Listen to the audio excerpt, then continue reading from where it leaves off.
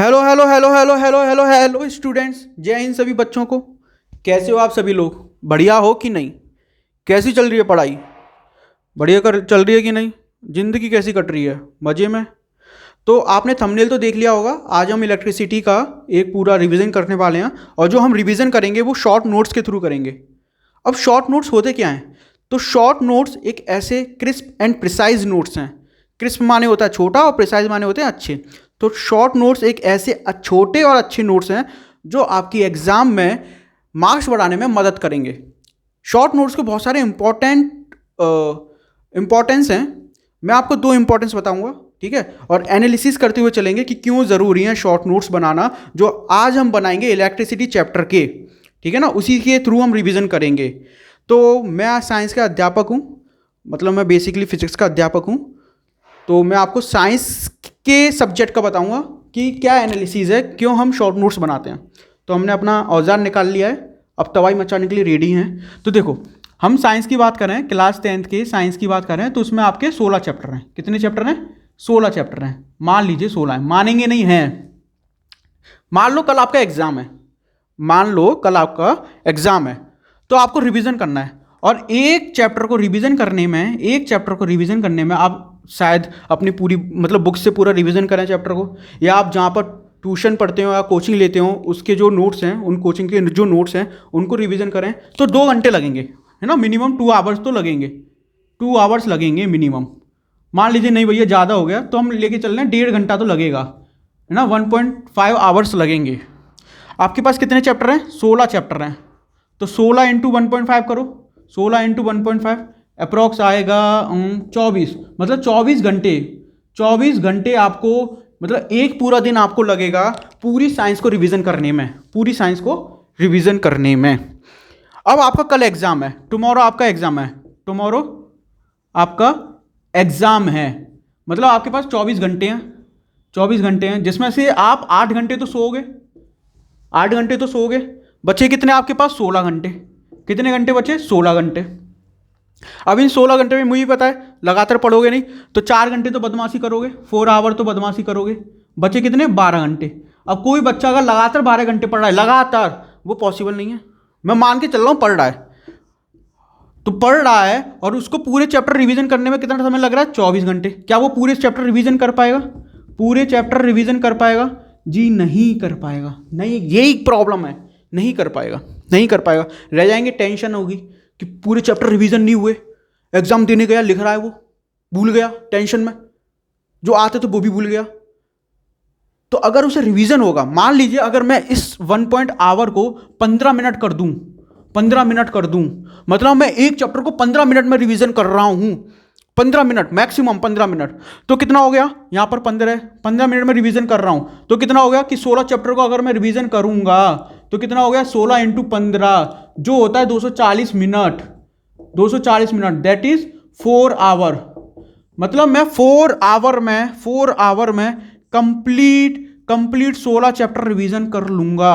जो 12 आवर लग रहे थे ना, उसमें से मैं केवल 4 आवर में ही कंप्लीट 16 चैप्टर रिवीजन कर लूंगा, 16 चैप्टर रिवीजन कर लूंगा। अब मान लो मैं कह रहा हूं कि 12 घंटे नहीं पढ़ रहा, वो 6 घंटे पढ़ रहा है, तो उसमें से उसने 4 घंटे तो यूटिलाइज कर लिए रिवीजन करने में। बचे कितने उसके पास? 2 घंटे। कितने घंटे बचे? 2 घंटे। वो 2 घंटे में क्या करेगा? न्यूमेरिकल रिवीजन कर लेगा, न्यूमेरिकल रिवीजन कर लेगा। तो ये पहली इंपॉर्टेंस थी शॉर्ट नोट्स की। वो शॉर्ट नोट्स बनाएगा तो उससे 15 से भी कम समय लगेगा शॉर्ट नोट्स को रिवीजन करने में। ये शॉर्ट नोट्स की इंपॉर्टेंस थी, शॉर्ट नोट, ये शॉर्ट नोट की इंपॉर्टेंस थी, पहली इंपॉर्टेंस। दूसरी इंपॉर्टेंस इससे भी ज़्यादा इंपॉर्टेंट है। क्या? कल एग्जाम है आपका, आज आप पढ़े, अब कल मॉर्निंग में पढ़ोगे, मॉर्निंग में पढ़ोगे। मान लो आपने पूरा रिवीजन कर लिया शॉर्ट नोट्स का 15 मिनट में। मॉर्निंग में आपको एक चैप्टर रिवीजन करने में लगेगा मात्र मेरे ख्याल से 5 मिनट। एक चैप्टर रिवीजन करने में कितने चैप्टर हैं? 16 चैप्टर हैं। तो कितना हो गया? 16 इंटू 5 मतलब 80 मिनट। 80 मिनट मतलब अप्रॉक्स मान के चलो 1-1.5 घंटा। मतलब आप 1.5 घंटे में दोबारा से उन पूरे चैप्टर को, शॉर्ट नोट्स को रिवीजन कर सकते हो। मतलब आपको 1.5 घंटा लगा पूरा चैप्टर रिवीजन करने में, और आपने पढ़ा होगा कि मॉर्निंग में आपको हर एक चीज़ रिटेन रहती है। जब आप एग्जाम देने जाओगे तो आप बहुत कॉन्फिडेंस के साथ जाओगे और एक एक क्वेश्चन सॉल्व कर पाओगे। ये होती है शॉर्ट नोट्स की पावर। तो इसलिए आपको शॉर्ट नोट्स बनाना चाहिए, है ना, और ज़्यादा नहीं, क्रिस्प माने छोटे छोटे, 1.5-2 पन्ने में बस, 1.5 कैसे, आगे पीछे आगे पीछे आगे पीछे, बस इतने पन्ने में ख़त्म होना चाहिए एक चैप्टर। तो वही शॉर्ट नोट्स आज हम यहाँ पर करवाने आए हैं। तो अब इस वीडियो को कौन कौन देख सकता है? वो लोग देख सकते हैं, वो बच्चे देख सकते हैं जिन्होंने इलेक्ट्रिसिटी चैप्टर पढ़ रखा हो, ठीक है। मैंने भी अपनी एक 1 शॉर्ट वीडियो बना रखी है इलेक्ट्रिसिटी चैप्टर की, पूरी डिटेल के साथ बना रखी है, और इतना बेसिक से पढ़ाया, इतना बेसिक पढ़ाया कि वो 6 क्लास का बच्चा भी उसे समझ सकता है। इतना बेसिक, कसम से इतना बेसिक पढ़ाया है। तो वो वाले बच्चे भी देख सकते हैं जिन्होंने मेरी 1 शॉर्ट वीडियो देख ली, वो भी इस लेक्चर को अटेंड करें, उन्हें मज़ा आने वाला है, बहुत धमाल होने वाला है। और जिन बच्चों ने इलेक्ट्रिसिटी चैप्टर पढ़ा नहीं हो वो इस वीडियो को देख रहे हो, तो पहले सबसे पहले आप मेरा 1 शॉर्ट वीडियो देख लें, मेरा नहीं, किसी का भी, आप कहीं से भी इलेक्ट्रिसिटी चैप्टर कवर कर लें, इलेक्ट्रिसिटी चैप्टर कहीं से भी कवर कर लें, उसके बाद इस वीडियो को देखें, क्या सीखें कि कैसे शॉर्ट नोट्स बनाए जाते हैं, ठीक है। उसके बाद आप देखना कि आपके मार्क्स कितने ग्रो हुए। तो चलिए हम बिना देरी करे स्टार्ट करते हैं, बहुत ज़्यादा टाइम निकल गया। तो मेरा नाम है पीयूष गौतम।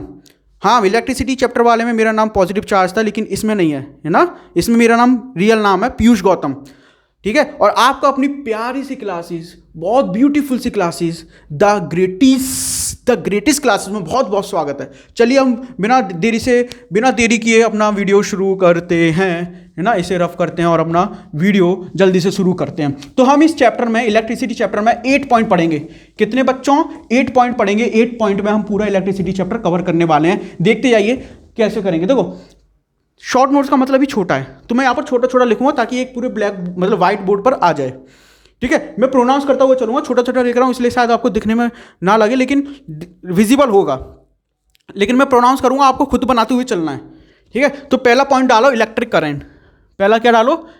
Electric current. ये हमारा पहला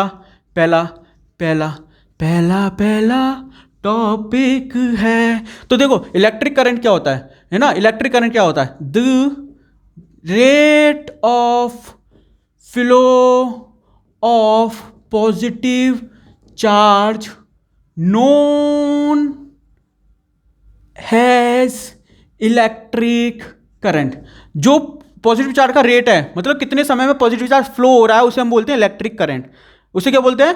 इलेक्ट्रिक करंट। अब ये चार्ज क्या होता है? चार्ज क्या होता है? तो इसके 3 पॉइंट होते हैं, आपको याद रखने हैं। 3 पॉइंट होते हैं, 3 पॉइंट होते हैं। पहला क्या होता है? चार्ज क्या होता है? देखो, चार्ज सभी में है, मेरे में है, आप में है, सब में है। तो चार्ज सभी बॉडीज में है, चार्ज सभी बॉडीज में है। तो हम लिख सकते हैं कि नहीं, it is a property of matter. ये एक मैटर की प्रॉपर्टी है, ठीक है। It is in all the body, it is in all the bodies, ये सभी बॉडीज में होता है। अब ये कैसे जनरेट होता है? ये कैसे जनरेट होता है, मैं देखो कैमरा के सामने देख नहीं पाऊंगा क्योंकि मैं इधर लगातार कंटिन्यू देख रहा हूं, इसलिए माफ कीजिएगा, लेकिन आप समझते चलिए। सो इट इज जनरेट, ये कब जनरेट होता है? when या by removing or adding free electron. अगर हम किसी फ्री इलेक्ट्रॉन को रिमूव कर दें या ऐड कर दें तो चार्ज जनरेट होगा। आपने अगर मेरी वीडियो देखी होगी 1 शॉट की, जिन्होंने देखी है उन्हें पता होगा हम इसे क्या बोल रहे थे? आवारा पागल दीवाना, आवारा। तो फ्री इलेक्ट्रॉन एक्चुअली होता क्या है? तो आपने एटम का स्ट्रक्चर देखा होगा, उसमें बहुत सारे ऑर्बिट सेल होते हैं। तो जो हमारा सेल होगा जिसमें एक इलेक्ट्रॉन होगा, cell in which only 1 electron is there, that is free electron. कैसे जनरेट होता है चार्ज? समझ में आया? फ्री इलेक्ट्रॉन को रिमूव करके चार्ज जनरेट होता है। अच्छा, इसका अगर हम मैथमेटिकली फॉर्मूला देखें तो हम कहेंगे कि कितने समय में पॉजिटिव चार्ज फ्लो कर रहा है, that is called electric current. कितने समय में पॉजिटिव चार्ज फ्लो कर रहा है, ठीक है। यहां पर अगर हम आई की बात करें, ये करंट है जिसकी ऐसा यूनिट होती है, क्या होती है? एम्पियर। क्या होती है? एम्पियर। जो चार्ज है उसकी ऐसा यूनिट होती है कूलाम। क्या होती है? कूलाम, जिसे हम सी से डिनोट करते हैं। टाइम है उसकी ऐसा यूनिट या एम के यूनिट या सीजीएस यूनिट क्या होती है? सेकंड। ठीक है। सेकंड, अच्छा अगर हम कूलाम की बात करें तो हमने आपको बताया था कि 1 कूलाम में 6.25 इंटू 10 की पावर 18 इलेक्ट्रॉन्स होते हैं। इसका मतलब हम कह सकते हैं अगर हम किसी बॉडी से इतने अमाउंट ऑफ इलेक्ट्रॉन निकालें तो उस बॉडी पर कितना चार्ज जनरेट होगा, 1 कूलाम। अगर आ जाता है तो आपको लिखना पड़ेगा कि if we remove this amount of electron from the body then the body gets 1 coulomb of charge. ठीक है, अगर हम इसी को देखें और हम 1 एम्पियर को डिफाइन करें तो अगर हम इसे 1 बना दें, 1 कब बनेगा ये, जब Q1 हो जाए और टाइम 1 हो जाए। और Q1 हो मतलब Q की जो यूनिट है, मतलब चार्ज की जो यूनिट है वो है कूलाम, टाइम की जो यूनिट है वो है सेकंड। तो अगर Q की यूनिट कूलाम है, टाइम की यूनिट सेकंड है, तो I की यूनिट क्या होगी, एम्पियर। तो I की यूनिट क्या होगी, एम्पियर। तो हम बोलेंगे 1 एम्पियर। कब आया ये 1 एम्पियर की डिफाइन करो। 1 एम्पियर क्या बोलेंगे, 1 एम्पियर की अगर हम इसे डिफाइन करेंगे कैसे करेंगे कि अगर किसी बॉडी से इतना कूलाम चार्ज रिमूव हो रहा है 1 सेकंड में, if 1 coulomb of charge flow in 1 second, then the electric current in a conductor is 1 ampere. कितना उसमें फ्लो करेगा कंडक्टर में, 1 एम्पियर। कंडक्टर क्यों लिया वो मैंने वीडियो में बता चुका है, इसे बताने की जरूरत नहीं है। तो ये होगा हमारा 1 एम्पियर का। अब हम कह रहे हैं फ्लो क्यों कर रहा है। इससे पहले हम समझेंगे कि इलेक्ट्रिक करंट जो है इसको हम मेजर कैसे कर सकते हैं। तो मेजर कैसे कर सकते हैं इलेक्ट्रिक करंट को, मैंने आपको बताया था कि इसको मेजर करने का एक इंस्ट्रूमेंट होता है जिसे हम बोलते हैं एम्पियर मीटर या अमीटर। क्या बोलते हैं, एम्पियर मीटर या अमीटर। इसकी 2 पॉइंट्स लिखना है आपको कि एम्पियर मीटर जो होगा वो ऑलवेज कनेक्ट होगा सीरीज में। किसमें, सीरीज में कनेक्ट होगा। और इसका जो रेजिस्टेंस होता है वो कम होता है, इसलिए ये सीरीज में कनेक्ट होता है। रेजिस्टेंस क्या होता है आने वाले समय में बताऊंगा। अच्छा, जो अमीटर है इसका जो साइन होता है वो होता है ब्लॉक में, मतलब एक सर्कल में ए बनाकर प्लस माइनस लिखकर। ठीक है, इतना बात कर ली। अच्छा, ये जो चार्ज है वो फ्लो क्यों हो रहा है वो समझते हैं कि चार्ज फ्लो क्यों हो रहा है। फ्लो होगा तभी तो इलेक्ट्रिसिटी जनरेट होगी।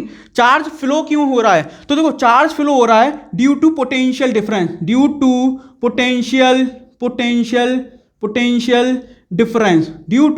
Potential difference. मैंने आपको बताया था ये पोटेंशियल डिफरेंस है, इसे एक और नाम से जानते हैं, इसे बोलते हैं हम इलेक्ट्रिक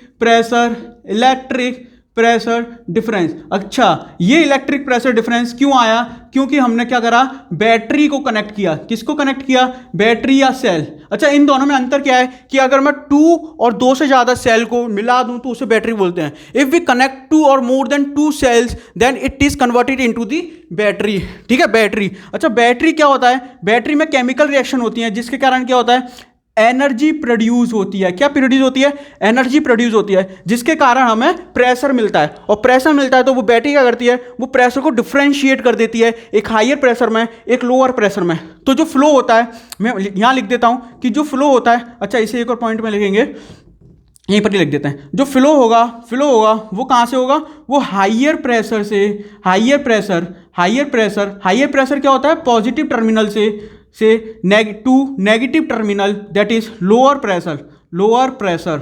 इसे हम बोलते हैं नेगेटिव टर्मिनल। मतलब जो फ्लो होगा वो हायर से लोअर होगा। इसका मतलब क्या है, इसका मतलब है जो करंट फ्लो होगा वो पॉजिटिव टू नेगेटिव होगा। क्लियर है। तो दूसरा पॉइंट डालो, देखो पहला पॉइंट हो गया, हमें 8 पॉइंट कवर करने हैं। दूसरा पॉइंट होगा पोटेंशियल डिफरेंस। क्या होगा,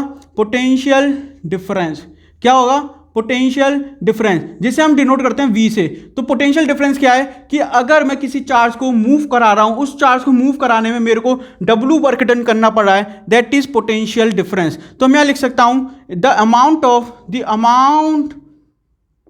of work done to move the Q charge then the potential then it is called potential difference।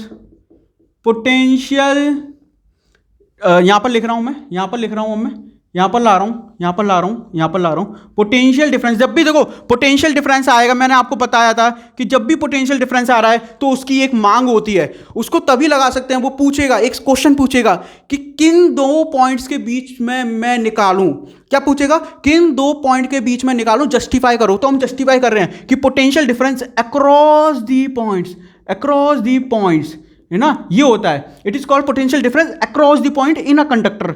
ये होता है V is equal to W upon Q। तो जो V होता है, जो V होता है, V की जो SI यूनिट होती है, SI, I am talking about SI, that is volt. क्या होती है, वोल्ट। और जो वर्क होता है उसकी जो SI यूनिट होती है वो होती है जूल, है ना।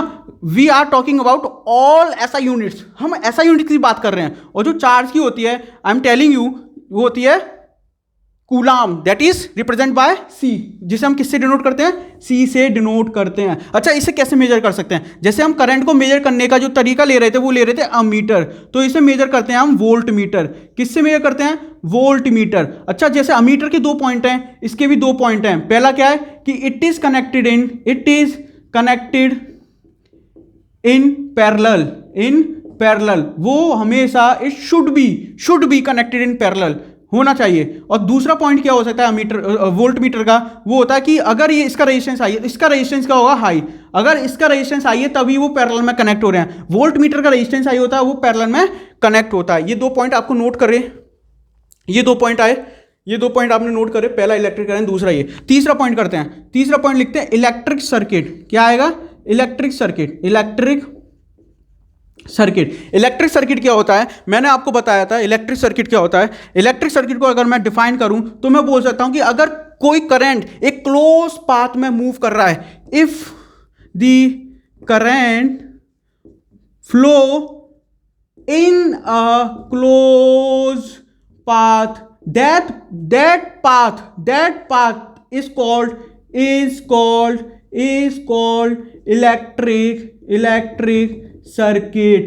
Electric circuit. उसे क्या बोलते हैं, विजिबल हो रहा है सर, मैं देख लेता हूं, विजिबल हो रहा है, यस विजिबल है, परफेक्ट। उसे बोलते हैं हम इलेक्ट्रिक सर्किट। क्या बोलते हैं उसे, इलेक्ट्रिक सर्किट। किसको, जब कोई करंट एक क्लोज पाथ में मूव करे। अच्छा, इसके दो टाइप होते हैं, एक होता है ओपन इलेक्ट्रिक सर्किट, एक होता है close electric circuit, open electric circuit क्या होता है, जिसमें करंट मूव नहीं करता, जिसमें करंट फ्लो नहीं करता। क्लोज सर्किट क्या होता है, जिसमें करंट फ्लो करता है। अच्छा, इसके कुछ सिंबल्स भी होते हैं, इसके कुछ सिंबल्स भी हम बात करेंगे। इसके कुछ सिंबल्स होते हैं, सिंबल्स क्या, मेरे को समझ में नहीं आया। देखो अगर हमें इलेक्ट्रिक सर्किट में बल्ब को कनेक्ट करना है तो 3D होता है, तो 3D तो बनाएंगे नहीं, तो उसका एक सिंबल बना दिया। जिस प्रकार बैटरी को कनेक्ट करना है, सेल को कनेक्ट करना है, इनके सब सिंबल होते हैं। मैं बता देता हूं आपको। देखो, जो सेल होता है उसका सिंबल होता है एक बड़ा डंडा है, एक छोटा डंडा, एक बड़ा डंडा है, एक छोटा डंडा, प्लस माइनस। जो बैटरी होता है उसका होता है द कॉम्बिनेशन ऑफ सेल्स, ऐसे करके, ठीक है। और जो हमारा क्लोज की होती है उसका होता है एक डॉट बना के ऐसे, ठीक है, ऐसे बनाते, ठीक है। ये होता है हमारा ओपन की। फिर आता है हमारा वायर जॉइंट, 2 वायर जॉइंट, ये 2 वायर जॉइंट हो रहे हैं। फिर आता है हमारा कि wire crossing the other wire without joint, एक वायर दूसरे वायर को क्रॉस कर रहा है विदाउट जॉइंट, तो उसे ऐसे करके हम शो कराते हैं, ठीक है। फिर आता है हमारा रजिस्टर का, तो रजिस्टर का एक ये सिंबल होता है जिसका रेजिस्टेंस R है। एक आता है वेरिएबल रजिस्टर, तो वेरिएबल रजिस्टर का ये सिंबल होता है, ठीक है। और क्या हो सकता है वेरिएबल रेजिस्टेंस का, और यहाँ पर लिख देते हैं, और हो सकता है इस टाइप से हो सकता है। फिर आता है वोल्ट मीटर का V बना के मैंने आपको ये पहले ही बता दिया है। अमीटर का ये होता है बल्ब का क्या होता है, बल्ब का ये होता है। टोटल 11 सिंबल्स होते हैं। टोटल कितने होते हैं, 11 सिंबल्स होते हैं, ठीक है। ये हो गया इलेक्ट्रिक सर्किट। फोर्थ पे आते हैं ओम्स लॉ। क्या आते हैं, ओम्स लॉ पे आते हैं। तो इधर देखो, जो हमारा पोटेंशियल डिफरेंस है दैट इज V। अगर V बढ़ेगा तो क्या होगा, I भी बढ़ेगा। देखो यहां पर एक बात नोट करो, भीड़, ज्यादा भीड़, मैंने आपको ये अपनी क्लास में बताई थी। अपनी क्लास मतलब जब हमने 1 शॉट वीडियो बनाई थी इलेक्ट्रिसिटी चैप्टर की, उसमें मैंने आपको बताई थी ज्यादा भीड़ का क्या मतलब है, मोर एजुकेटेड एटम। ये हमने एक वर्ड लिया, ये कोई किसी में है नहीं, बुक में लिखना मत, ये जस्ट रिमेंबरिंग के लिए। मोर एजुकेटेड एटम, मोर मतलब अगर ज्यादा समझदार लोग हैं तो उनके बीच में जो हमारे पढ़े लिखे अनपढ़ जो हैं, मतलब जो आवारा हैं, वो कम होते हैं। आवारा मतलब less free electron, less free electron, वो कम होंगे, फ्री इलेक्ट्रॉन कम होंगे ज़्यादा पढ़े लिखों के बीच में, यस। अगर फ्री इलेक्ट्रॉन कम है इसका मतलब क्या है कि जो हमारा करंट होगा वो भी कम होगा, ठीक है, वो भी कम होगा। ये याद करते रहो, ये सीरीज हम पूरी बढ़ाते हुए चलेंगे। ओम्स लॉ क्या कहता है, इसके कुछ पॉइंट्स हैं, लिखो। पहला पॉइंट इसका क्या है कि it show the relation between V and I, ये करंट और पोटेंशियल डिफरेंस में रिलेशन बताता है। जैसे कि अगर मैं करंट और पोटेंशियल डिफरेंस का ग्राफ खींचूं, ये पोटेंशियल डिफरेंस, ये करंट, इनका ग्राफ खींचूं और इनमें वैल्यू पुट करूं, है ना, इनमें वैल्यू पुट करूं तो हमें एक स्ट्रेट लाइन मिलेगी, इसको ओम ने क्या बोला, इसको ओम सर ने क्या बोला वो बताते हैं। देखो उनने क्या बोला वो समझते हैं। इसका पहला स्टेटमेंट क्या होगा वो लिख लेते हैं। स्टेटमेंट क्या होगा कि द पोटेंशियल डिफरेंस, देखो पोटेंशियल डिफरेंस आया तो उसकी क्या मांग है, किन दो पॉइंट के बीच का निकालूं, तो हम बोल रहे हैं अक्रॉस दी टू पॉइंट्स, दो पॉइंट्स के बीच का, है ना, वो क्या होता है, वो डायरेक्टली प्रोपोर्शनल होता है। Potential difference across these two points is directly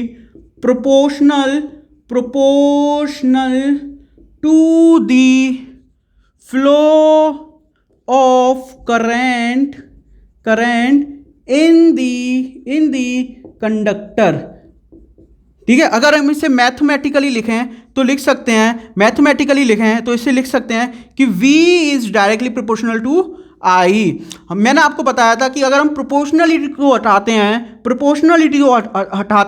तो इक्वल टू आया था और एक कांस्टेंट टर्म आ जाता है। तो इसे हम लिख सकते हैं कि R is equal to V upon I। जो ये R है, ये है रेजिस्टेंस, ये R है, मतलब ये जो स्ट्रेट लाइन है ये है रेजिस्टेंस, ठीक है।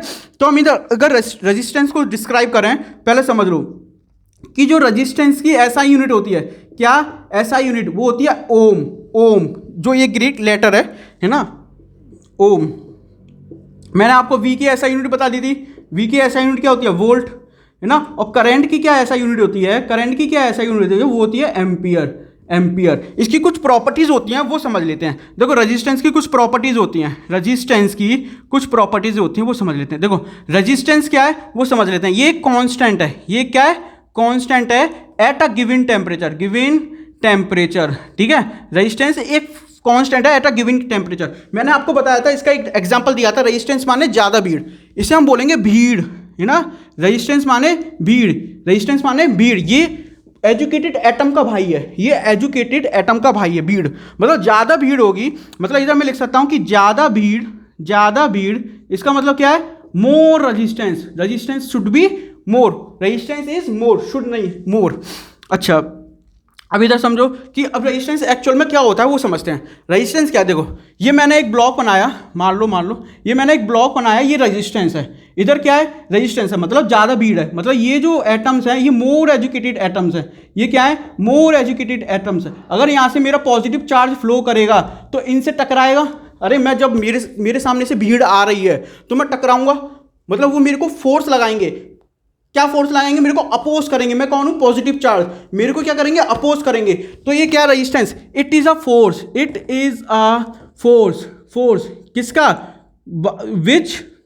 विच जो अपोज करता है, क्या करता है, अपोज करता है किसको, करंट को, which oppose the flow of current, जो करंट को रोकता है ना, जो करंट को रोकता है। इसका मतलब मैं कह सकता हूं कि अगर करंट कम है तो वो करंट को ज्यादा रोक रहा है, मतलब फोर्स ज्यादा है, दैट इज रेजिस्टेंस ज्यादा है।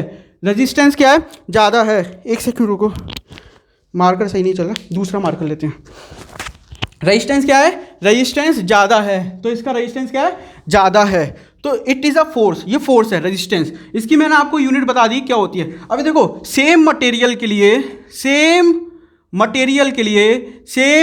के लिए जो हमारा रेजिस्टेंस होता है वो डिफरेंट होता है। सेम मटेरियल जो हमारा रेजिस्टेंस होता है वो डिफरेंट होता है। मान लो मेरा एक ग्राफ है, यहाँ पर मैं ग्राफ प्लॉट कर रहा हूँ, ये हमारा I और V का ग्राफ है। यहाँ पर मैंने बहुत सारे मटेरियल के लिए, मतलब सेम मटेरियल के लिए डिफरेंट रेजिस्टेंस बनाए। तो ये सारे रेजिस्टेंस है, मान लो A बी सी डी, ये सब रेजिस्टेंस है। पूछ लेंगे कि इसमें सबसे ज़्यादा रेजिस्टेंस किसका है, तो जिसकी तरफ ग्राफ मतलब V की तरफ जो वाला ग्राफ ज़्यादा झुकेगा, B की तरफ जो झुकेगा, मतलब जिसका स्लोप ज़्यादा होगा, मतलब इधर D वाला, तो D का रेजिस्टेंस क्या है, मोर है।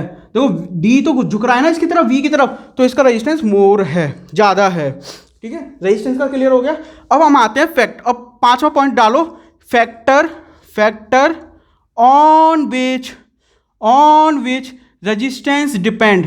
कौन डिपेंड, रेजिस्टेंस डिपेंड, कि किन किन पर रेजिस्टेंस डिपेंड होता है वो समझते। देखो resistance is directly proportional to length of the conductor, resistance is inversely proportional to the cross sectional area of the conductor, resistance is directly proportional to the material, मतलब मटेरियल पे भी depend करता है, और रेजिस्टेंस शुड बी, मतलब resistance directly proportional to the temperature, मतलब अगर temperature ज़्यादा होगा तो रेजिस्टेंस ज़्यादा होगा, अगर लेंथ ज़्यादा होगी कंडक्टर की तो रेजिस्टेंस ज़्यादा होगा, अगर क्रॉस सेक्शनल एरिया कंडक्टर का कम होगा तो रेजिस्टेंस ज़्यादा होगा। अगर हम इन दो पॉइंट को पकड़ें तो हम लिख सकते हैं R is proportional to L dot A 1/A। तो अगर मैंने आपको बताया था जब हम प्रोपोर्शनलिटी को हटाते हैं तो इधर इक्वल टू आ जाता है और एक क्या आ जाता है, कांस्टेंट आ जाता है, दैट इज हम बोल रहे हैं रो। यहाँ पर जो रो है ये इंपॉर्टेंट है। यहाँ पर अगर रो की बात करें तो रो है हमारा रजिस्टिविटी। क्या है, रजिस्टिविटी। क्या है, रजिस्टिविटी है, जिसकी हमारी एसआई यूनिट होती है वो होती है ओम मीटर। एसआई यूनिट क्या होती है, ओम मीटर। मैंने आपको एल की एसआई यूनिट क्या होती है, मीटर। एरिया की क्या होती है, मीटर स्क्वायर। आर की क्या होती है, ओम। तो अगर हम रो की निकालना चाहें तो मीटर स्क्वायर को इधर ले आएंगे, मीटर को नीचे, मीटर के मीटर स्क्वायर, तो रो मीटर, तब जाके एरिया आएगा। अब रजिस्टिविटी क्या होता है, देखो रजिस्टिविटी क्या है कि एक मटेरियल की रजिस्टिविटी सेम होती है, तो हम क्या बोल सकते हैं, it is a property of material. ये प्रॉपर्टी है मटेरियल की, it is a property of material. ठीक है, ये भी क्या है, भीड़ है, इसे भी क्या बोल रहे हैं, भीड़, मतलब ज्यादा भीड़। इसका मतलब क्या है, ज्यादा भीड़, इसका मतलब क्या है, रजिस्टिविटी भी ज्यादा। और जैसे कि मटेरियल की प्रॉपर्टी है तो सेम मटेरियल के लिए जो रजिस्टिविटी होती है वो सेम होती है। वो क्या होती है, सेम होती है। अच्छा, ये क्या करती है, ये भी अपोज करती है करंट को, अपोज दी करंट। जब ये अपोज करेगी करंट को, है ना, तो ये भी अपोज कर रहा है करंट को। आप पूछ सकते हो कि रजिस्टिविटी और रेजिस्टेंस में क्या अंतर है, तो पहला अंतर है कि सेम मटेरियल के लिए रजिस्टिविटी सेम होती है, बट सेम मटेरियल के लिए रेजिस्टेंस क्या होता है, डिफरेंट होता है। अच्छा, दूसरा क्या अंतर है कि जो रजिस्टिविटी होती है,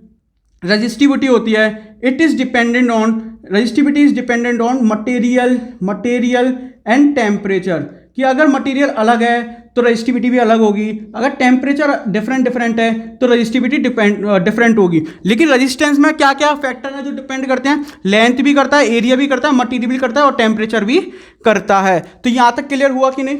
मतलब अगर मैं कहूँ, मान लो भीड़ आ रही है उधर से, मैं अपोज हो रहा हूँ, मतलब मेरे को कोई रोक रहा है, कौन, भीड़ जो रोक रही है। भीड़ मतलब क्या है, रजिस्टिविटी ज़्यादा है, तो मैं गया और जब मैं उस भीड़ को क्रॉस करूँगा तो क्या होगा, मेरी एनर्जी कम हो जाएगी और मेरे को क्या आने लगेगा, पसीना आने लगेगा। वही हम बात करने वाले हैं आगे। ठीक है, तो इससे पहले हम और चीज़ समझेंगे, वो समझ लेते हैं, उसके बाद हम बात करेंगे आगे।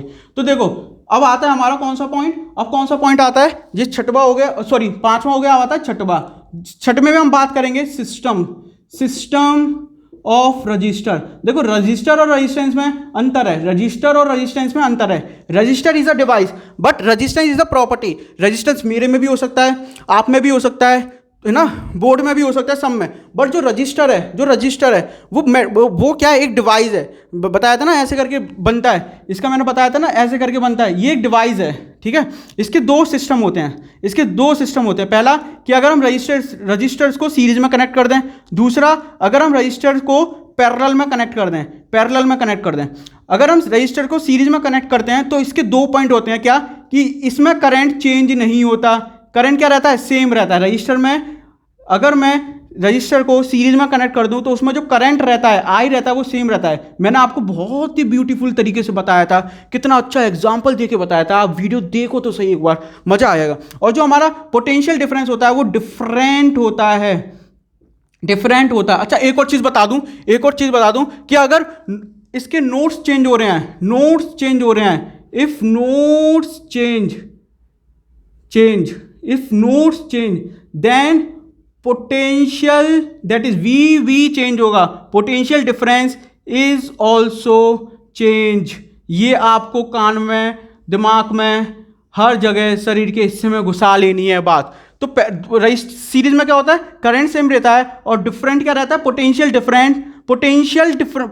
डिफरेंस डिफरेंट रहता है। मान लो मेरे पास 3 रजिस्टर हैं जो कि सीरीज में कनेक्टेड हैं, ये एक रजिस्टर, ये एक रजिस्टर, ये एक रजिस्टर, ये सीरीज में कनेक्टेड हैं। मैं इसे एक वोल्टेज बैटरी से जोड़ दे रहा हूं जिसका पोटेंशियल डिफरेंस B है, और एक क्लोज की लगा दी, इसे क्लोज कर दिया। ये रेजिस्टेंस मैं R1 बोल रहा हूं, इस रजिस्टर का मैं रेजिस्टेंस R2 बोल रहा हूं, इस रजिस्टर का मैं रेजिस्टेंस R3 बोल रहा हूं। तो अगर मैं इसका इक्विवेलेंट निकालूं, तीनों सीरीज में कनेक्टेड हैं, तो इसका जो इक्विवेलेंट आएगा वो आएगा R1 plus R2 plus R3। यहां तक क्लियर है। अगर मैं पैरेलल की बात करूं तो इसका I क्या रहता है, I डिफरेंट रहता है, पैरेलल में I क्या रहता है, डिफरेंट रहता है, और जो वोल्टेज होता है मतलब पोटेंशियल डिफरेंस होता है वो सेम रहता है। मैंने बहुत अच्छी तरह से अपनी वीडियो में बताया था, ठीक है ना। अगर मैं तीन रजिस्टर को सीरीज में जोड़ दूं, पैरेलल में जोड़ दूं और इसे एक मैं बैटरी के साथ जोड़ दूं, इसे मैं एक बैटरी के साथ और एक क्लोज की लगा दूं, और जिसका पोटेंशियल डिफरेंस V है, और ये R1 मान लूँ, या R2 मान लूँ, या R3 मान लूँ, तो जो हमारा इक्विवेलेंट रेजिस्टेंस आएगा वो 1/RE equal to 1/R1 plus 1/R2 plus 1/R3 होगा। क्लियर है कि बात नहीं, ये पैरेलल की बात हो गई। अब सातवां पॉइंट क्या, हीटिंग इफेक्ट किसके कारण ऑफ इलेक्ट्रिक करंट का। अब इसमें हम बात समझेंगे, एक क्या समझेंगे, समझो। मान लो ये हमारा रजिस्टर है, कौन सा रजिस्टर है, प्योरली रजिस्टिव वायर है। मान लो प्योरली रजिस्टिव वायर है। क्या है, resistive wire. Purely resistive wire का मतलब क्या है, इसमें भीड़ क्या है, ज्यादा है। यहां पर क्या है, यहां पर हमारे एजुकेटेड एटम्स हैं, यहां पर क्या है, हमारे एजुकेटेड एटम्स हैं, यहां पर क्या है, हमारे एजुकेटेड एटम्स हैं। अगर यहां से पॉजिटिव चार्ज फ्लो कर रहा है तो वो इनसे कोलिजन होगा, इन पॉजिटिव एटम से, इन एजुकेटेड एटम से कोलिजन होगा, जिसके कारण क्या होगा, उसकी वेलोसिटी डाउन हो जाएगी, उसकी वेलोसिटी कम हो जाएगी। मैं स्पीड में भाग रहा हूँ, भीड़ आई तो मेरी वेलोसिटी कम हुई। हम जानते हैं कि जो काइनेटिक एनर्जी होता है वो हाफ mv² के बराबर होता है। अगर v कम होगा तो इससे क्या होगा, एनर्जी भी मेरी क्या होगी, कम होगी। इसका मतलब क्या है कि मेरी जो काइनेटिक एनर्जी है वो कम हो जाएगी। तो जो काइनेटिक एनर्जी कम हुई उसका यूटिलाइज कहाँ हुआ, इसने एनर्जी कम क्यों हुई, क्योंकि इसकी वजह से हीट प्रोड्यूस हो गई। इसकी वजह से क्या हुई, हीट प्रोड्यूस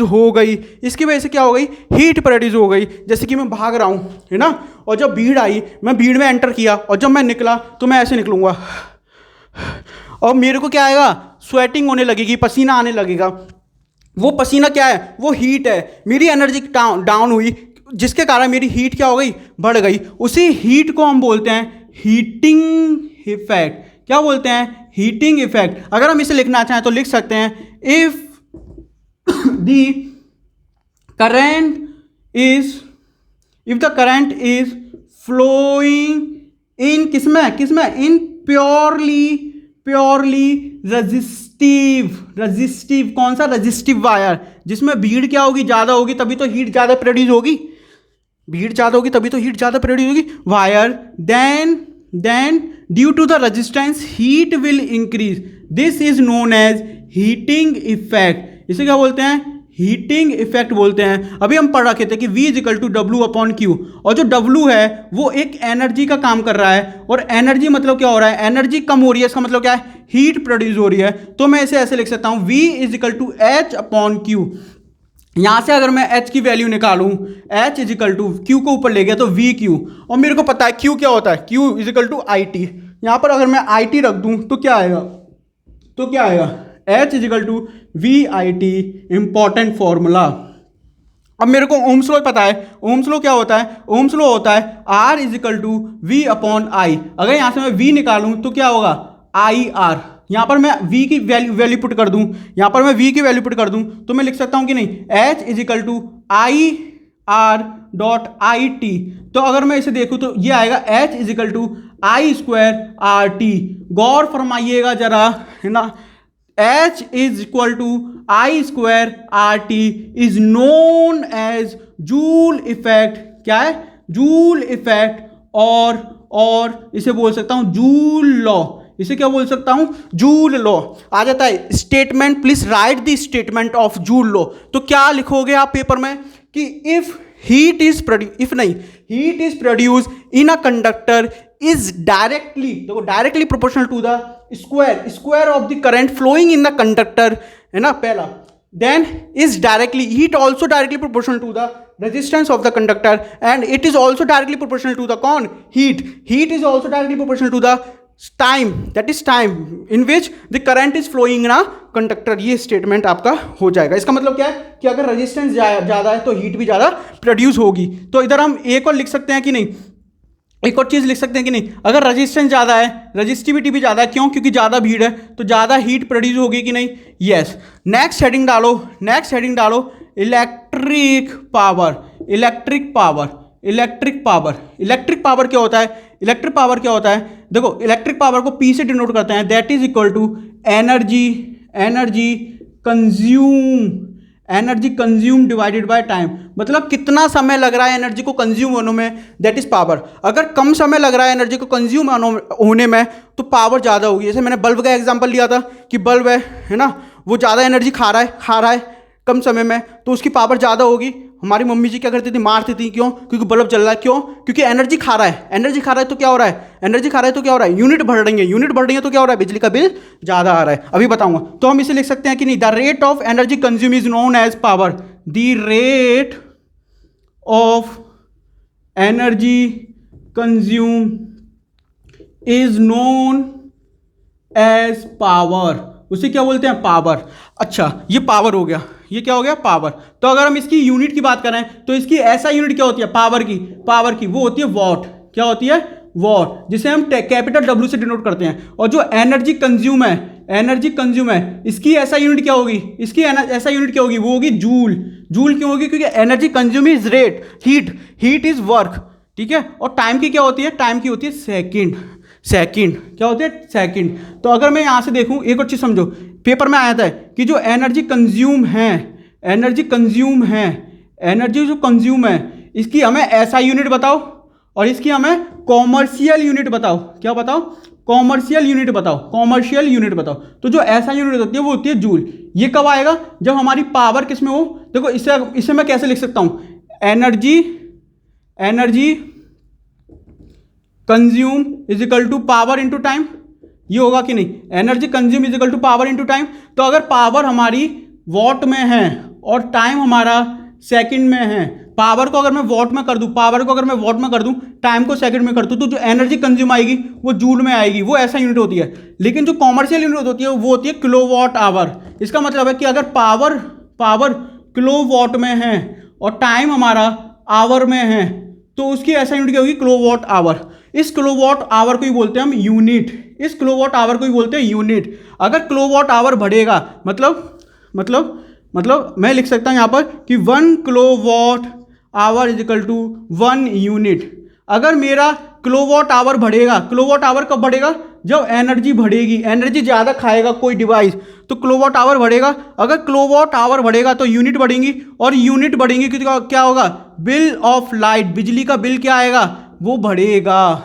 इसलिए मेरे पापा डांटते थे कि ज़्यादा टीवी मत चलाओ। तो यहाँ से एक और चीज़ आएगी कि 1 kilowatt hour is equal to 1000 watt होते हैं। 1000 वॉट होते हैं कि नहीं? और एक आवर में 3600 सेकेंड होते हैं। तो 1 kilowatt hour is equal to 3.6 into 10 की पावर 6 जूल। जूल क्यों लिखा? वॉट और सेकेंड दैट इज जूल। इतना हमारा क्या आएगा? एनर्जी आएगा। इतना क्या आएगा? एनर्जी। मतलब पूछ लेते हैं कि 1 kilowatt per hour how many joule? तो 3.6 इंटू 10 की पावर 6 जूल। तो ये हमारा पूरा था इलेक्ट्रिसिटी का शॉर्ट नोट्स। देख लीजिए कैसा बनाया पूरा। मतलब आपको 1.5 पेज या 2 पेज लगेगा। और हमने कितना टाइम लिया? हमने मोस्टली आधा घंटा ले लिया, क्योंकि 9 मिनट हमें क्या लगे थे? 9 मिनट हमें पढ़ाने में, मतलब शुरू के समझाने में लग गए थे। लेकिन आधा घंटा मतलब 30 मिनट। ये लिखने में टाइम ज़्यादा लगा, लेकिन अगर आप कॉपी पर लिखोगे, कॉपी पर करोगे और कॉपी पर करने के बाद उसे रिवीजन करोगे, 15 मिनट नहीं लगेंगे, ठीक है, 15 मिनट नहीं लगेंगे। तो ये होती है पावर। तो इसी टाइप से आपको रेफरेंस लेना है और हर एक सब्जेक्ट का, हर एक चैप्टर का शॉर्ट नोट्स बनाना है जो आपके एग्ज़ाम में मदद करेगा, ठीक है ना। अगर आप चाहते हो कि मैं और शॉर्ट वीडियो लेकर आऊँ, शॉर्ट नोट्स की वीडियो लेकर आऊँ, तो आप कमेंट में बताओ कि किस चैप्टर की बनानी है। क्लियर है कि बात नहीं, बात क्लियर है कि नहीं। तो जब तक आप पढ़ते रहिए, खुश रहिए, हम मिलेंगे बहुत जल्दी। जब तक के लिए जय हिंद, बाय बाय, टाटा। पढ़ना, खेलना, सब कुछ करना, ठीक है, बाय बाय।